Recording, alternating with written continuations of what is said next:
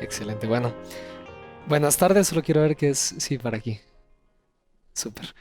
Buenas tardes. Ya Mariana hizo una breve y buena introducción de quién soy. Mi nombre es José Andrés Ardón. Hoy vengo a hablarles una charla corta, pero muy importante. Si ustedes me pidieran dar un curso sobre Estado liberal, socialista, comunista, autoritario y totalitario, creo que tendría que ser un curso de varios años o por lo menos varios semestres. Entonces vamos a tratar de condensar lo más posible temas tan complejos pero muy interesantes en cuestión de media hora. Les voy a pedir también disculpas que tengo que salir volado más adelante porque como ya les comentaba, tengo un programa de televisión y tengo que ir a Canal Antigua ahorita en un ratito. Haciéndome un poco de propaganda por si quieren también escuchar ese programa de televisión los jueves a las 7:30 de la noche. Pero bueno, quisiera arrancar con una pequeña frase de Milton Friedman, que es uno de los pensadores del liberalismo clásico más importantes. Y dice así lo siguiente: una sociedad que priorice la igualdad por sobre la libertad no obtendrá ninguna de las dos cosas. Es una frase algo dura, bastante contundente, que creo que va a resaltar a lo largo de la presentación con los conceptos, las ideas que yo les voy a compartir. Y una segunda de Ronald Reagan que dice lo siguiente: los comunistas son personas que han leído el libro de Marx y los anticomunistas son las personas que lo entendieron. Es una frase un poco divertida. Ronald Reagan solía hacer bastantes chistes relacionados al comunismo o por lo menos a la Unión Soviética durante la época del apogeo que tuvieron en la Unión Soviética en los 80s y anteriormente. Bueno, hoy vamos a platicar de estos cuatro temas. Me falta el de comunismo, creo que está más adelante. Pero vamos a ir uno por uno. Primero liberalismo, después socialismo, después comunismo, autoritarismo y totalitarismo. Yo no sé ustedes, pero seguramente han visto por lo menos esta famosa gráfica. La gráfica de Nolan es un pequeño test. Incluso lo pueden hacer ahorita. En elecciones hicieron el test con diferentes partidos políticos para tratarlos de identificar en un cuadrante que básicamente explica, tal vez a grandes rasgos, lo que vamos a ver hoy. Del lado inferior está un menor grado tanto de libertad personal como de libertad económica, que es a donde vamos a llegar al final, que son los totalitarismos. Hasta arriba encontramos algo que tal vez no vamos a abordar tanto, pero es, digamos, los que suelen considerarse como libertarios o anarquistas o minarquistas o, digamos, personas que creen que no debería existir una autoridad o un Estado. Del lado izquierdo encontramos a los que son más progresistas, de cierta forma los que nosotros consideramos socialistas, y del lado derecho los liberales o conservadores de la tradición, digamos, más liberal y republicana. La idea es que al final de esta pequeña conferencia podamos entender un poco más este cuadro y después tal vez puedan hacer ustedes algún ejercicio de contestar una serie de preguntas que son, digamos, bastantes, y ustedes van a saber más o menos en qué puntito dentro de ese cuadrado se encuentran. Idealmente, si no se encuentran dentro de este cuadrado de abajo, porque significa que estamos algo lejos, se podría decir, de lo que creemos muchos, tanto supongo yo aquí como en general. Pero bueno. Como ya les comentaba, estos son los temas que vamos a ver y yo quisiera dividirlo tal vez en dos aspectos que creo que nos van a ayudar a entender un poco más estos conceptos. Cuando hablamos de liberalismo, socialismo y comunismo, de cierta forma estamos hablando del grado de intervención estatal que consideramos o consideran los filósofos, y en este caso, pues ya cuando lo traducimos a un estado, las políticas públicas, del grado de intervención estatal. El liberalismo, por un lado, cree que tiene que haber menos intervención estatal en la actividad económica, en la actividad social, y el socialismo considera que tiene que haber un mayor grado de intervención estatal, y el comunismo, que es tal vez algo muy particular, un caso muy específico, vamos a explicarlo más adelante. Y cuando hablamos de autoritarismo y totalitarismo, estamos hablando del grado de disputabilidad del poder o de, digamos, de qué tanto las personas pueden optar al poder o los diferentes grupos de la sociedad. En el caso de los autoritarismos es menor y en el caso de los totalitarismos es aún menor, y vamos a explicar un poco ese aspecto, ¿no? La democracia, digamos, sería el otro lado de la cara de la moneda de los autoritarismos o los totalitarismos. Bueno, No quisiera yo agarrar, como les comentaba, un semestre entero y tratárselos de explicar en cuestión de 5 minutos, pero estos son 13 conceptos claves que tenemos que entender respecto al liberalismo. Estos me los robé de Mises, que es uno de los pensadores también más importantes del liberalismo, y el primer concepto que tenemos que tener claro es la propiedad. La propiedad privada es uno de los fundamentos principales del liberalismo. ¿Por qué? Porque permite, primero y más importante tal vez, la división del trabajo. Creo que es un elemento fundamental del liberalismo que permite, más adelante vamos a ir viendo cómo se entrelazan cada uno de estos conceptos, pero la división del trabajo es prácticamente todos contribuimos en una sociedad de distinta manera, tenemos un conocimiento especializado, el famoso ejemplo de que ninguno de nosotros puede hacer un lápiz, porque hacer un lápiz es sumamente complicado, involucra a muchas personas, involucra diferentes elementos que ninguno de nosotros realmente conoce. Es otro, digamos, de los conceptos importantes del libre mercado. El conocimiento está disperso, nadie lo tiene, digamos, la respuesta a todo, nadie sabe, digamos, cómo es que podemos controlar una economía o dirigirla. En segundo lugar, la libertad, ¿no? La libertad de poder elegir es otro de los fundamentos importantes y Mises lo vincula de cierta forma con la productividad. Cuando uno tiene libertad de elegir dónde quiero yo trabajar, idealmente eso me va a permitir a mí ser productivo en mi trabajo, que se entrelaza con lo anteriormente mencionado de la especialización del trabajo. En tercer lugar, un elemento importante que creo que vale la pena resaltar, que es la paz. El liberalismo en la teoría y en la práctica también, les puedo enviar algunos papers también relacionados a eso. El liberalismo, como fomenta esa especialización, fomenta que haya una división del trabajo entre la sociedad. Eso genera interdependencia y eso genera paz, ¿no? ¿Por qué? Porque yo como dependo de los demás o de las demás personas en una sociedad, yo no puedo estar en constante conflicto con ellos, ¿verdad? No puedo robarles, no puedo privarles de su libertad porque dependo de ellos y ese concepto de interdependencia es muy importante. También entre los diferentes estados, cuando comercian, se reducen los conflictos porque dependemos de los demás países. Ningún país en este mundo es autosuficiente, todos comercian entre ellos. En cuarto lugar, igualdad, que es uno también de los conceptos que vamos a ver que es un poco diferente con el socialismo. La igualdad en la que cree el liberalismo clásico, el liberalismo que les estoy exponiendo, es la igualdad ante la ley. ¿Por qué? Porque todos nacemos diferentes, todos tenemos diferentes personalidades, diferentes cualidades, diferentes características físicas, pero lo que sí podemos garantizar es que todos seamos iguales ante la ley, sin importar nuestra religión, sin importar dónde nacimos, digamos las condiciones en las que nacimos, nuestra raza, nuestro sexo, etcétera, etcétera. En quinto lugar, y puede sonar un poco choqueante, y es otro, digamos, de las contrapartes con el socialismo, que les voy a explicar más adelante, es la desigualdad de la riqueza y los ingresos. Primero, reconociendo lo que es una realidad, ¿verdad? Es algo, digamos, inherente en cualquier sociedad, no es, digamos, un problema de ahorita, no es ni siquiera un problema bajo esta visión, simplemente siempre en la historia de la humanidad ha existido desigualdad de riqueza e ingresos, pero eso no significa que sea algo necesariamente malo. ¿Por qué? Porque bajo el sistema, digamos, liberal o capitalista, eso permite la creación de riqueza, ¿verdad? En sexto lugar, la propiedad privada está vinculada también a un aspecto ético, que es muy interesante. ¿Por qué? Porque la propiedad privada permite que exista cooperación social. Como yo tengo, digamos, mi propiedad privada, como mi trabajo también es mi propiedad, al momento de interactuar con las demás personas en una sociedad, yo tengo que cooperar con ellas, ¿verdad? Entonces, hay un elemento, digamos, ético de generar cooperación entre todos al momento de respetar la propiedad privada. Otro elemento importante que creo que ya, digamos, vamos a ir aterrizando cada vez más en la actualidad, en hablar un poco de nuestro país, en hablar un poco acerca de cómo toda la teoría se plasma en la práctica, que creo que es bastante importante también. Eh, el liberalismo clásico sí cree que tiene que existir una autoridad, digamos. Eso es un conflicto que incluso dentro del liberalismo existe. Como se suele decir, el liberalismo es iglesia bastante amplia. Hay, digamos, liberales que son más radicales y creen que tiene que haber menos Estado o que no tiene que existir Estado, pero el liberalismo clásico sí cree que tiene que existir un Estado. ¿Por qué? Porque es necesario que exista una amenaza de coerción a aquellas personas que atentan contra la propiedad privada de las demás personas, que atentan contra la paz y contra la libertad.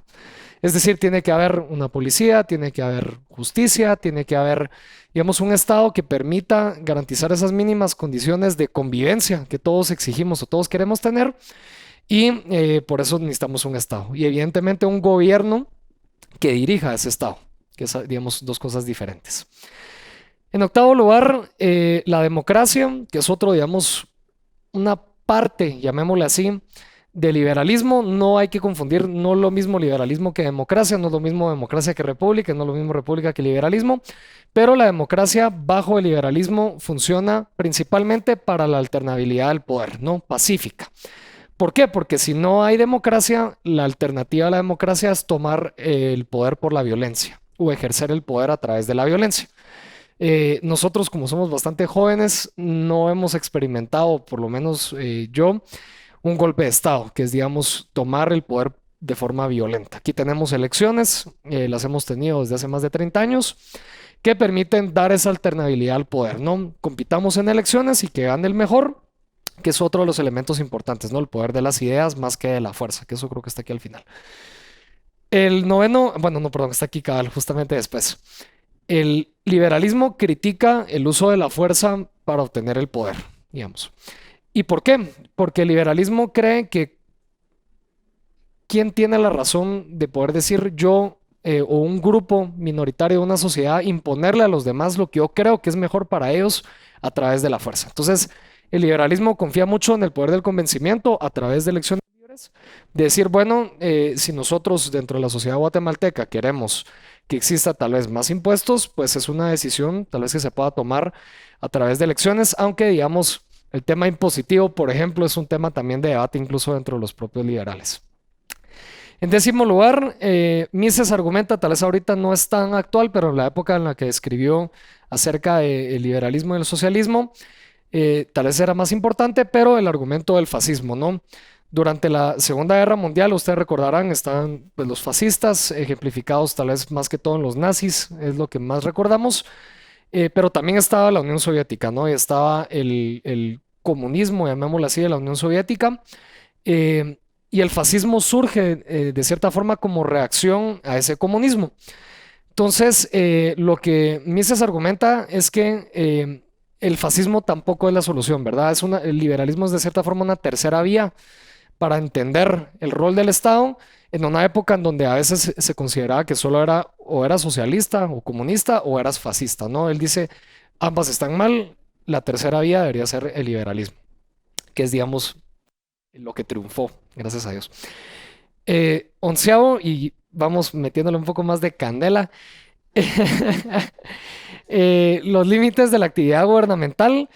Lo que Mises argumenta ahí es que hay que tener mucho cuidado cuando hablamos o le damos mucho poder a la democracia. Porque si permitimos que a través de la democracia se tomen decisiones cada vez más intervencionistas en la vida de las personas, vamos a abrir una especie de caja de Pandora en donde vamos a empezar a delegarle cada vez más poder al gobierno de decidir por nosotros. Entonces, por eso él aboga a un Estado, digamos, limitado, que se encargue solo de ciertas funciones básicas, como las que les comentaba, de seguridad principalmente, pero algunas otras, digamos, un mínimo de educación, un mínimo de salud que permita a las personas desarrollarse y como les comento, hay liberales que tal vez creen un poco más en dar otro tipo de beneficios, se podría decir, para que las personas nos podamos desarrollar realmente en un ambiente libre, ¿verdad? Y hay una debate que podemos tener alrededor de eso más adelante. En doceavo lugar, la tolerancia, que tal vez es un resumen un poco de lo que ya les comentaba, ideas y no violencia. Y por último lugar, otra vez, digamos, refuerza el argumento que les había comentado, que el Estado tiene que existir porque siempre van a haber personas que van a aprovecharse de otras personas de forma violenta. Entonces, para minimizar o reducir esas conductas antisociales, tiene que haber un Estado que imponga orden, ¿no? Que imponga la ley. Tal vez esa fue la parte más cargada de conceptos e ideas. Los fundamentos del socialismo pues, no necesariamente son todo lo contrario al liberalismo, pero sí hay algunos elementos que resalto yo aquí que vale la pena mencionar. En primer lugar, el socialismo pasa de creer estrictamente en la propiedad privada, que pongámosle, no sé, nombre, tal vez para hacerlo más fácil, nuestro salario, ¿no?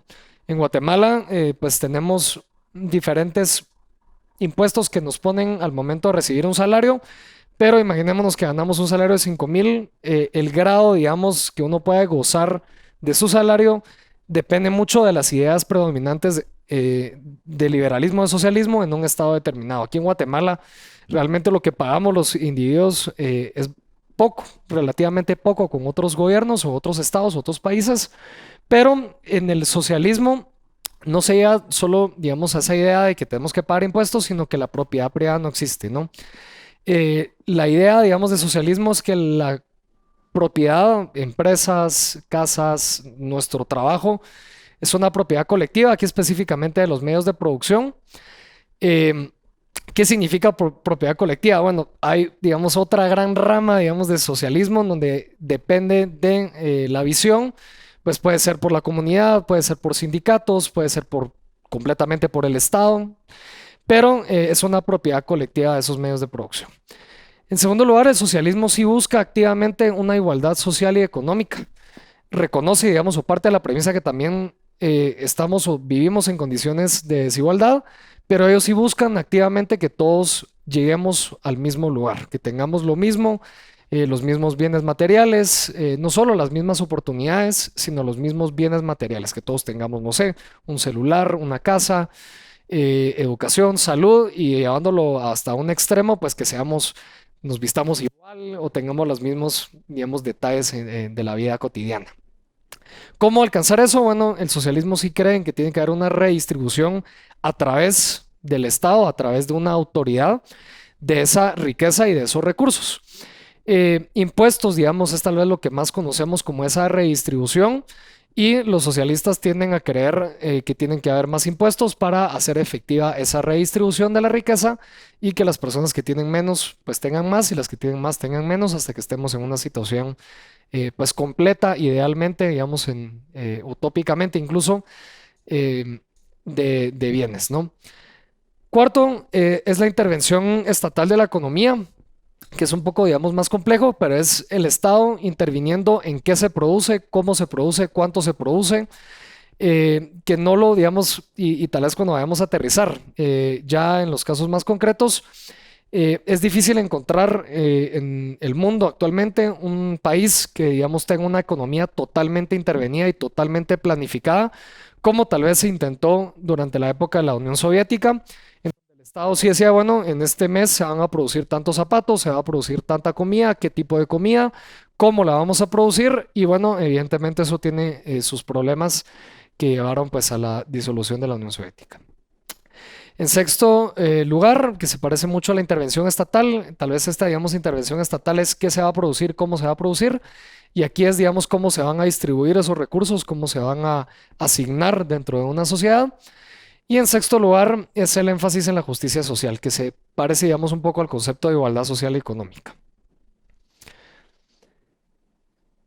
Bueno, cuando hablamos de comunismo, y tal vez me voy a detener ahí específicamente en Marx, a explicarles un poco su teoría, él parte, digamos, de la premisa que en la historia siempre ha habido una lucha de clases entre opresores y oprimidos. La época, digamos, en la que él escribe es una época en donde se estaba industrializando Europa rápidamente y él lo que identifica es que hay dos, digamos, clases en ese momento, principalmente. Las personas que trabajan y las personas que son dueñas de las industrias y contratan o, digamos, pagan ese trabajo. Él lo que dice es que en la historia de la humanidad siempre han habido dos clases que están en contraposición, que luchan entre ellas y que de esa lucha surge nuevamente una nueva dinámica en donde vuelven a haber opresores y vuelven a haber oprimidos, ¿no? En este caso ya les comentaba, los proletarios, que son los, digamos, trabajadores, y los dueños de los medios de producción, los empresarios, llamémosle así. Esta forma, digamos, de interpretar la historia es lo que él llama materialismo histórico o dialéctico. Em, y lo que él menciona es que este proceso, digamos, de lucha que ha habido en la sociedad, que puede que sea cierto, puede que no sea cierto, depende, digamos, de si nos queremos a poner a contradecir ese método, digamos, científico, es que va a llegar a un final. Y el final, él dice, va a ser cuando los proletarios ganen esa lucha, eh, digamos, esa pugna, utilicen al Estado para abolir la propiedad privada, que ya no exista la propiedad privada a través de una dictadura, y que eso finalmente va a permitir que como de la propiedad privada no exista, tener, digamos, este final de la historia que sería el comunismo. Todos somos iguales, todos somos dueños, digamos, de nuestro trabajo y vamos a vivir en condiciones plenas de igualdad. Primero que nada, esto no ocurrió, ¿verdad? Si no, pues estaríamos en esa situación ahorita. Pero esa es, digamos, la forma en la que Marx interpretaba la historia, ¿no? Y el final de esa historia a través de ese, digamos, método que él emplea.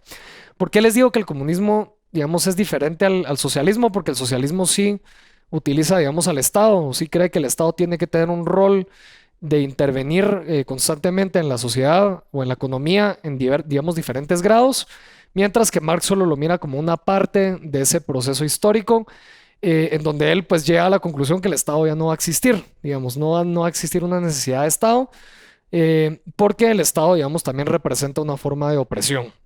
Es interesante, pero digamos, le da la vuelta entera al argumento y llega a concluir de que el Estado ya no va a existir, pero tampoco va a existir la propiedad privada. Pero bueno, eso es a grandes rasgos el comunismo. Cuando hablamos de autoritarismo, como ya les adelantaba anteriormente, estamos hablando un poco del grado que existe de disputabilidad del poder. ¿Qué tanto nosotros como ciudadanos podemos optar, digamos, a posiciones de poder? Podemos optar, digamos, a participar a través de un partido político. ¿Qué tanta libertad de expresión tenemos? ¿Qué tanta libertad de asociación? Este tipo de reuniones, por ejemplo, parte de la premisa primero que hay libertad de asociación, si no, no existiría el Instituto Fe y Libertad, que hay libertad de expresión, porque si no, no podría estar diciéndoles lo que les estoy diciendo, y así sucesivamente, digamos, estamos gozando ahorita sin darnos cuenta de muchas libertades que en países autoritarios, que son los que están en naranja, amarillo y rojo, no necesariamente se goza de esa libertad. Podemos tuitear que estuvimos aquí, podemos grabar un video y compartirlo. Eso es algo que no necesariamente ocurre en otros países y es donde creo que tenemos que también prestar bastante énfasis. Como pueden ver, Guatemala está en amarillo naranja, lo cual consideran que somos un régimen híbrido, no somos ni un autoritarismo ni somos una democracia. Eh, Podemos también cuestionar la, digamos, la metodología que emplean diferentes ataques de pensamiento, en este caso es The Economist, pero así nos ven, digamos, los expertos. Si me preguntan a mí, yo creo que sí somos una democracia, no somos una democracia perfecta, pero estamos más del lado de una democracia que del lado de un autoritarismo, incluso comparándonos con países vecinos como Nicaragua, Honduras y El Salvador. Entonces, creo que es algo que no hay que dar por sentado, que aquí nos ponen, estos son datos del 2022, digamos, es el inicio del 2022, pues nos ponen una situación muy similar o incluso peor que Honduras o que El Salvador. Yo creo que no necesariamente, creo que sí tenemos un grado mayor de libertad y no somos comparables. Entonces, cuando vemos estos datos, siempre hay que tal vez entenderlos, matizarlos y realmente pues comprender qué es lo que están midiendo, que vamos a pasar a eso actualmente. Aquí estamos viendo quiénes han cambiado del 2021 al 2022, quiénes han mejorado, quiénes han empeorado. Países como El Salvador han empeorado, siguen empeorando. Países como México, interesantemente, están entre los que más empeoraron, digamos, de un año para otro. ¿Y qué es lo que mide el índice? Aquí nos estamos yendo un poco más a la práctica porque creo que es mejor con ejemplos que hablarles de la teoría del autoritarismo. Pero mira, por ejemplo, los procesos electorales y qué tanta competencia hay en esos procesos electorales. Guatemala suele estar bastante bien ahí. Tenemos que 30 partidos políticos compitiendo. Realmente, si me preguntan a mí qué tan difícil es hacer un partido político, no es tan difícil. O sea, si nos organizamos, podríamos hacer uno. Evidentemente tenemos problemas, como por ejemplo lo que ha estado haciendo el Tribunal Supremo Electoral de bloquear algunas candidaturas. Y el día de las elecciones les diría que tenemos uno de los mejores procesos electorales de Latinoamérica, si no es que del mundo. Realmente no sé si ustedes han tenido la oportunidad de participar en alguna junta receptora de voto o como observadores, pero el proceso electoral en Guatemala el día de las elecciones es de lo mejorcito. Ustedes pueden confiar de que no va a haber fraude, como si hay en otros países en donde o hay fraude o compiten tres partidos políticos, ¿verdad? Y los tres piensan lo mismo y los tres son controlados por las mismas personas o la misma élite política, llamémoslo así. Más allá de las elecciones, importan otros aspectos, como por ejemplo el funcionamiento del gobierno. Ahí sí les diría que Guatemala está relativamente mal tenemos un gobierno que no necesariamente funciona, que es incapaz de resolver problemas tan sencillos, pues creería uno que son sencillos como resolver, no sé, la desnutrición, tener hospitales, tener escuelas que no se caigan, tener carreteras funcionales. Nuestro gobierno sí tiene un problema de funcionamiento. Participación política, les diría que en Guatemala estamos pues también bastante bien. Cultura política, ahí creo que también nos hace falta en nuestro país. No tenemos realmente una cultura política, no nos afiliamos a partidos políticos. Como podrán ver, las elecciones ahorita, si han estado pendientes, muy pocas veces se discuten propuestas o se discuten ideas. Todo esto que les mencioné previamente, ningún candidato probablemente llega a hablar de esos temas a profundidad, ¿no? Van a hablar más de lo que les voy a enseñar más adelante, pero tenemos una cultura política algo débil y libertades cívicas o libertades sociales, civiles que tenemos. Les diría, ya les ponía el ejemplo, de solo estar aquí presente es un ejercicio pues de muchas libertades que tomamos a veces por sentado, pero sí creo yo que hay, digamos, un tema con la libertad de expresión a través del periodismo que sí es, digamos, hay que prestarle atención. Hay algunos medios de comunicación, alguno específicamente que está teniendo algunos problemas, que yo creo que es mejor pecar del lado del cuidado que del lado del confiado, y yo creería que ahí sí tenemos que ser más, digamos, atentos a que ese tema no se salga de las manos, pero en general ustedes pueden poner un medio de comunicación, poner la foto del presidente y tirarle pestes y no les va a pasar nada. Digamos, es algo que no suele ocurrir ni siquiera en países vecinos como Honduras o como Nicaragua. Entonces, Guatemala no estamos tan mal. Latinoamérica está mejor en varios aspectos que el promedio global, precisamente por esta gráfica donde pueden ver que África está bastante mal, el Medio Oriente también está mal, China pues ni de qué hablar y Corea del Norte que es digamos un caso, es el caso más interesante les diría yo de lo que vamos a ver después, que es el totalitarismo. A pesar, digamos, de que hace falta mucho camino por recorrer para tener democracias o mayor grado de libertades políticas consolidado, la historia del mundo es la historia de la democracia, ¿no? Por lo menos a partir de 1900, el mundo cada vez es más democrático, aunque siempre hay que tener cuidado, digamos, con estos autoritarismos que siguen existiendo. Y aquí hacen una separación entre dictadura y autoritarismo. Es una distinción algo sutil, pero si ustedes tal vez la juntan ambas, pueden ver que, digamos, si hay un rompimiento por completo a principios del siglo anterior. Bueno, vamos a pasar a totalitarismo. Y el totalitarismo es prácticamente el autoritarismo llevado a su máxima expresión. Como les comentaba, en la actualidad yo les diría que muy pocos países, contados tal vez con una sola mano, bordean el totalitarismo. El mayor ejemplo es Corea del Norte. Digamos, son ejemplos que están algo lejos. Corea del Norte, Irán, tal vez podría ser, digamos, otro ejemplo de totalitarismo. Nicaragua creo que va por ahí, por el camino del totalitarismo. Pero hay ciertas características que sí lo diferencian de un autoritarismo. Y el término, digamos, gana mucha atracción durante el régimen nazi o, digamos, posterior al régimen nazi. Y una de las primeras características es una ideología totalitaria. ¿A qué me refiero con una ideología totalitaria? Es muy interesante, pero es algo que sí les va a diferenciar, digamos, del autoritarismo. Una ideología totalitaria es una forma de pensar que abarca diferentes aspectos, desde la sociedad, cultura, el rol del individuo, la economía, el arte, la educación, y los diferentes aspectos que envuelven a la sociedad las reúne en una forma de pensar.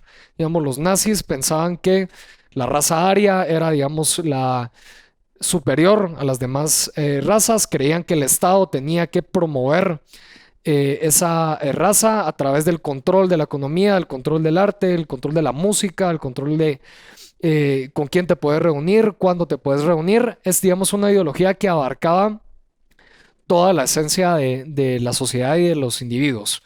Si vemos autoritarismos, por ejemplo, Nicaragua no es que el gobierno nicaragüense tenga una ideología, tenga una forma, digamos, de pensar con respecto a toda la sociedad, simplemente es, digamos, un dictador que está ejerciendo su poder para restringir la libertad de las demás personas, pero no está englobado en una ideología como si estaba englobado, digamos, el nazismo, ¿verdad? Segundo, hay un único partido político en los autoritarismos todavía tenemos, digamos, cierto grado de competencia. A veces hay elecciones, aunque muchas veces son con fraude, pero hay todavía cierto grado de expresión de la sociedad, digamos. Hay capacidad, digamos, cierta capacidad de organización, mientras que en los totalitarismos no existe, digamos. Existe solo un partido único, el partido chino, por ejemplo, en Estados Unidos, en China, el partido nazi en la época de Alemania, que controlan, digamos, el gobierno y el gobierno controla evidentemente el Estado y se ve representado por una sola persona. Digamos, en el caso, por ejemplo, del régimen nazi, pues era Adolf Hitler, ¿verdad? Casi siempre se utilizan, digamos, herramientas de control como una policía, la Gestapo, ¿no? En el régimen nazi, que prácticamente le impide a las personas vivir su vida, digamos, con libertad. No tienes ciertos horarios en los que puedes salir, el Estado, digamos, te oprime a través de la violencia policial, tienen el control por completo de los medios de comunicación, que es algo que sí hay, por ejemplo, en Corea del Norte. Corea del Norte no tienen acceso a redes sociales. El Estado es el único que puede comunicarle a la población. En Corea del Norte creo que están en el año 5, en el año 20 todavía. ¿Por qué? Porque el gobierno tiene toda una maquinaria de medios de comunicación para, pues, en palabras coloquiales, lavarle el coco a las personas ahí en Corea del Norte, que llegan, digamos, a lo ridículo de tener, no sé, mundiales de fútbol en Corea del Norte, donde Corea del Norte gana el mundial con selecciones de Brasil, que solo son, digamos, coreanos con la camisa de Brasil. Llega, digamos, a lo ridículo que nos reímos, pero en Corea del Norte esa es la realidad. Es una realidad en donde a través de la educación, a través de los medios de comunicación, a través de la opresión, viven en un mundo completamente diferente al que vivimos nosotros, que, digamos, tenemos esa libertad, ¿verdad? El control de las armas, pues evidentemente es importante y de todo tipo de organización, pues incluida la economía, ¿verdad? Corea del Norte sí, digamos, es mucho más cerrada en cuestión de comercio con los demás países. Muchas veces no se sabe, digamos, qué se produce en Corea del Norte, cuánto se produce, cómo vive la población en Corea del Norte, si comen todos los días, no sé, digamos, eminentemente un tema ahí de que no se conoce mucha información, pero sí el Estado, digamos, controla completamente la economía y existe, digamos, un rompimiento, como les comentaba, entre sociedad y Estado y el Estado básicamente absorbe toda la sociedad. Entonces, aterrizando ya en algunos ejemplos para que podamos tal vez discutirlos, porque más allá de la teoría, creo que vale la pena hablar un poco de la práctica, de qué es lo que ocurre, digamos, en nuestros países. Y aquí vale la pena hacer una matización que creí que iba a hacer antes, pero no la hice, pero ahorita es donde vale la pena hacerla. Ningún país ahorita en el mundo es completamente liberal y ninguno es completamente socialista. Tenemos, digamos, ciertos grados entre ambos aspectos. Ningún país es totalmente totalitario, como les comentaba, todos tienen cierto grado, digamos, de libertad y ningún país no tiene estado, ¿no? Aunque algunos quisieran, pero todos los países tienen estados, tienen gobiernos.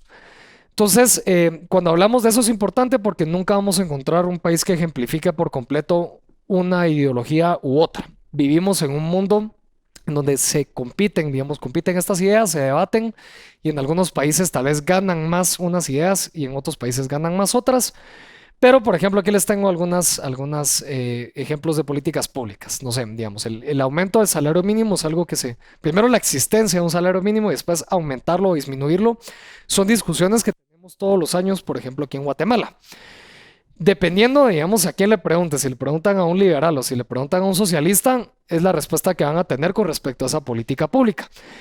Muchas veces ya les damos por hecho un salario mínimo tiene que existir, tiene que aumentar, pero a veces no pasamos, digamos, por esa parte de reflexionar qué implicaciones tiene, digamos, filosóficas o ideológicas, cosas que son del día a día, ¿no? El subsidio a la gasolina, que creo que todos lo aprovechamos cuando estuvo vigente y en algunos casos, pues quisiéramos que continuara, pero eso, digamos, otro ejemplo de políticas. Pero, por ejemplo, un salario mínimo es algo que tal vez un liberal clásico les diría que es innecesario, ¿no? El pactar a través de un contrato cuánto quiere uno recibir o cuánto te pueden ofrecer debería ser una decisión completamente libre entre las empresas y las personas. Un liberal tal vez podría argumentar, bueno, para que no, tengamos buenos salarios, hay que atraer más empresas, hay que atraer más inversión y eso eventualmente va a hacer que nosotros como individuos tengamos más poder de negociación para decir, bueno, si me vas a ofrecer un mal salario, pues voy a buscar un competidor que tal vez me pueda ofrecer un mejor salario.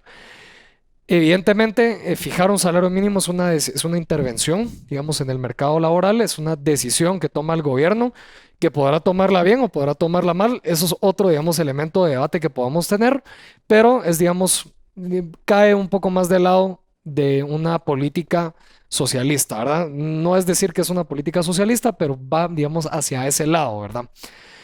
Impuestos progresivos, por ejemplo, también son medidas que se suelen discutir aquí en Guatemala. Curiosamente, ahorita que estaba entrevistando muchísimos candidatos de derecha y de izquierda, a ninguno le gusta hablar de impuestos. Me parece interesante. Ya ni los de izquierda que solían decir tenemos que tener más impuestos, ya ni siquiera ellos te dicen que tenemos que tener más impuestos. Lo cual me parece interesante. Yo creo que, digamos, la discusión ha migrado hacia lo que yo les decía previamente. Primero necesitamos un Estado, un gobierno funcional que pueda, digamos, proveer por lo menos educación, salud, seguridad social, carreteras y después hablemos de cuánto pagamos de impuestos, ¿verdad?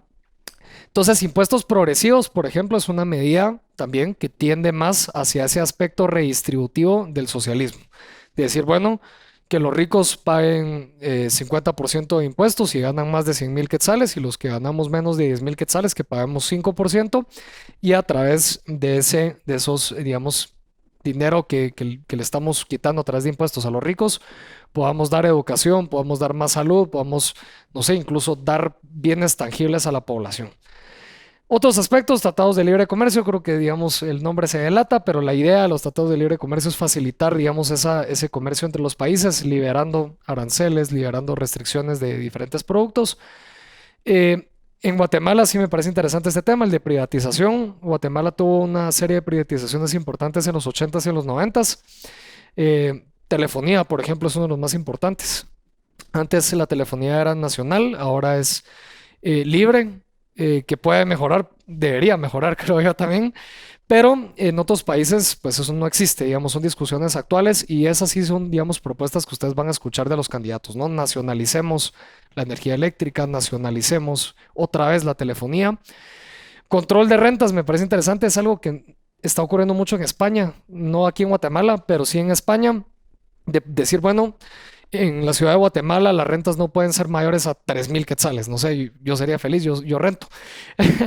Pero el problema es que, y eso digamos uno de los argumentos principales también del liberalismo, ya en la práctica, es que digamos, este tipo de decisiones tiene consecuencias no intencionadas, ¿verdad? Lo que ha estado ocurriendo en los países en donde imponen control de rentas es que deja de haber oferta de apartamentos para alquilar, dejan de construir porque ya no es rentable construir edificios y apartamentos para alquilarlos a un precio por debajo de mercado y terminan perjudicando a las personas que querían ayudar. Digamos, ese es digamos, el argumento ya ahorita en la práctica del liberalismo, ¿no?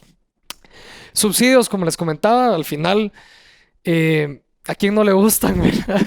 ¿Quién no le gusta contar, digamos, con precios más baratos en determinados bienes? Pero evidentemente ese dinero de algún lado sale, evidentemente muchas veces de los impuestos o de deuda, y no son sostenibles a largo plazo, ¿verdad? Ya muchos de estos productos que yo les pongo aquí ya no cuentan con subsidios porque el dinero no, simplemente no alcanza para subsidiar todo, aunque algunos liberales van a decir, prefiero que el Estado dé subsidios directos a las personas a que el Estado trate de proveer esos servicios, ¿no? A veces es más difícil que el Estado los provea bien por diferentes problemas a tratar de otorgarle ese dinero directamente a las personas, ¿no?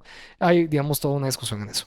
Y la seguridad social, que me parece muy interesante, pero hay muchos liberales que digamos, justifican cierto grado de seguridad social, ¿no? Seguro de desempleo, seguro para la vejez, que si, digamos, si tú contribuís como trabajador a la seguridad social y te enfermas, puedas ir. Entonces, digamos, es una medida que está tal vez en un centro al momento de hablar de ambas ideologías. Me estoy quedando sin tiempo porque también me tengo que ir, pero ya estamos al borde de terminar. Aquí hay, digamos, algunas otras más que son ejemplos ya de medidas un poco más autoritarias. Control, por ejemplo, de cuáles redes sociales pueden existir en un país. Aquí en Guatemala ustedes pueden acceder a prácticamente cualquier red social. No es el caso, por ejemplo, en China o en algunos incluso estados de Estados Unidos. Es interesante, pero están, digamos, censurando TikTok, por ejemplo. Sistemas de crédito social, eso tal vez es, digamos, un caso muy específico de China, en donde a través incluso de reconocimiento facial, tú te cruzas una calle donde no tenías que cruzarte y pierdes puntos y hace que tal vez optar por un préstamo sea más caro, por ejemplo. Medios de comunicación, digamos, controlados solamente por el Estado. Intervención del gobierno en las elecciones, de decidir quiénes sí pueden participar y quiénes no. Supresión violenta de manifestaciones, que también suele ser digamos, una constante en países vecinos aquí en Latinoamérica. La discriminación ideológica o religiosa, que digamos en Guatemala no existe. Que te digan por ser católico, ser cristiano, ser judío o ser cualquier religión, no puedes, no sé, optar un cargo público o te van a discriminar en tu ambiente laboral, que sí suele ser, digamos, más marcado, no sé, tal vez en Europa o en países, digamos, del Medio Oriente, en donde es prohibido ser católico, es prohibido ser judío, es prohibido ser musulmán. Y por último, la manipulación de la educación pública. Entonces, este es un resumen de, digamos, el rol de la democracia en tanto el liberalismo como en el socialismo. Ya se los adelantaba previamente, el liberalismo lo mira, digamos, más como un mecanismo de elección de representantes, como un control al poder y una garantía para que las personas no se perpetúen en el poder, que exista, digamos, una rotación. Y el socialismo lo mira más como una herramienta. No lo mira como una herramienta para poder decidir sobre la actividad económica, sobre la actividad social. Lo mira como un mecanismo para reducir activamente las desigualdades en una sociedad e incluso lo mira, digamos, como un contrapeso al capitalismo. Y ahí llegamos al final. Les voy a dejar estas preguntas para discusión si tienen tiempo ahorita, si no, pues al final que las puedan discutir. ¿Por qué debería, digamos, importarnos estas teorías en nuestra vida diaria? Existen países, ya les adelantaba yo, digamos, que ejemplifican el liberalismo o el socialismo en la actualidad, o países tal vez que ejemplifican más el liberalismo o más el socialismo. Estados Unidos lo miran, digamos, como, o se miraba como aquel país capitalista, ¿no? De libertad, pero creo que digamos, es un país muy contradictorio, ¿no? En diferentes aspectos. ¿Es Guatemala? Esta es una discusión muy interesante. ¿Un país más liberal o socialista?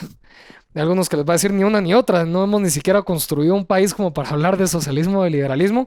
Pero yo creo que en Guatemala tenemos elementos de ambos. Tenemos políticas que son bastante intervencionistas, como tenemos políticas que son bastante liberales. Y si estamos en Guatemala moviéndonos hacia, digamos, un autoritarismo. Eso, digamos, es otra reflexión importante que hay que tener en consideración. Pero bueno, les agradezco mucho que hayan escuchado esta charla express de estos temas que son bien complicados. Es difícil resumir tantas ideas, tantos conceptos, tantos autores, tantas discusiones en una presentación de media hora, 45 minutos, pero espero que les haya quedado tal vez una inquietud de conocer más de estos temas, que como les comentaba, son varios semestres o años que uno pasa en la universidad estudiando esto, pero que al final son temas que nos afectan en nuestra vida diaria, por más que creamos que no. A veces las decisiones que se toman a nivel público parten muchas veces de premisas que les exponía previamente, nos repercuten en nuestra vida diaria y es importante tenerlas presentes para pues luchar, digamos, por lo que creamos que es correcto, ¿verdad? Yo no le estoy diciendo qué es lo bueno, qué es lo malo, le estoy, digamos, diciendo que es importante tener esto claro porque si nos afecta. Más ahorita, digamos, que estamos en un proceso electoral, creo que va a ser importante tener una claridad más o menos de dónde está cada uno de los candidatos. Y se me olvidó incluir una última slide que era ese cuadrito que les había mencionado antes. Creo que hay una página que se llama ¿Por quién voto? La pueden buscar, que hicieron el ejercicio de preguntarle a los partidos dónde se posicionan a través de contestando esas preguntas. Y pueden ver, digamos, las tendencias que hay de los partidos políticos con respecto a estos temas. Muy interesante. Y ustedes pueden llenarlo también y ver cuál partido es, digamos, el que está más cerca de ustedes ideológicamente. Pero bueno, muchas gracias.